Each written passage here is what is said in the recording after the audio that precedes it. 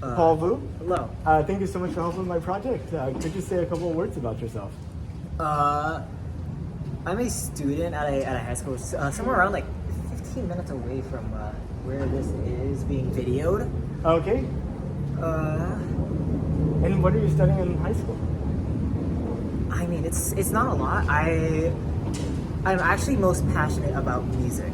Music, okay. So I am planning on taking music theory in the next year, and I've been in the band for 3 years, and I'm going into my last year of high school band. Oh, what instrument do you play?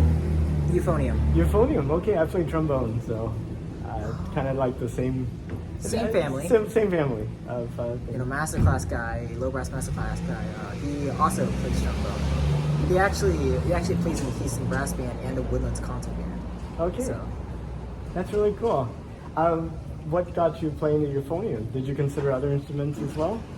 oh, that's like a really funny question to me, because what happened is when I was picking classes in middle school, I picked band, and I wanted to play a French horn. Because trumpet mouthpieces didn't really fit very well. Trombone mouthpieces were big, and the French horn mouthpiece, that was a mouthpiece that fit. Much smaller, kind of like slightly bigger than, about the same size as a trumpet, right? But here's the problem. It's like I think it was like 2 weeks before school starts. We're trying to get scheduling finalized. Band director calls me in, and turns out they don't actually have. There's going to be a scheduling conflict for me in the French horn class, Oh, because what I have is Klein ISD. That was the first year that Klein ISD was doing accelerated science, and I was one of the 10, 11 people in the middle school to be taking that class. And what I believe happened is that first period of the day, and that's the only time that it was offered, and it had to overwrite the French horn.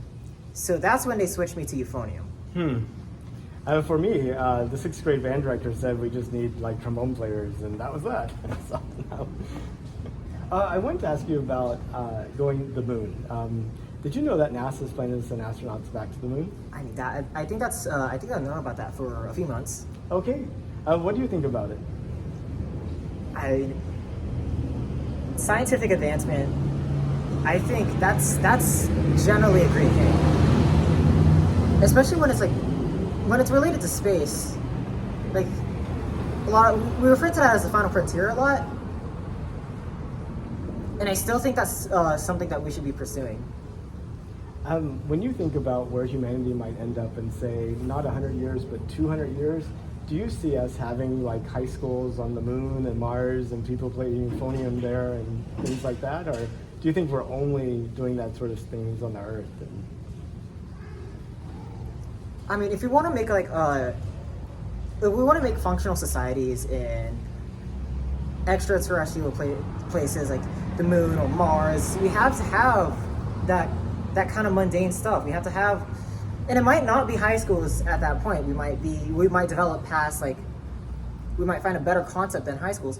But the general idea is the same. To have a society, we need to have the mundane stuff. We need to have the arts. We need to have like boring things, and even like some like the fun things that sometimes doesn't matter all that much.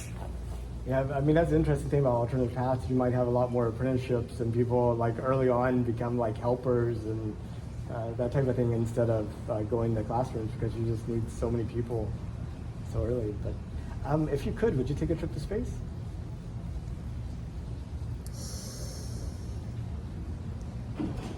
I mean, that's a daunting question.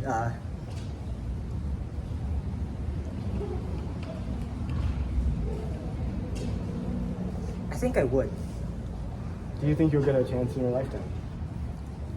In my lifetime,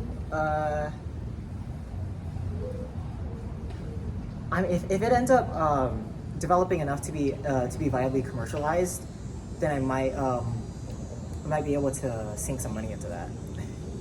If the price got low enough, you're saying, like maybe equivalent to going to Antarctica or to the top of the Himalayas or something. You know, not something you would do every day, but something you could save up for if you wanted. Yep. Well, Paul, thank you so much for your time. It's such a pleasure to get to talk to you.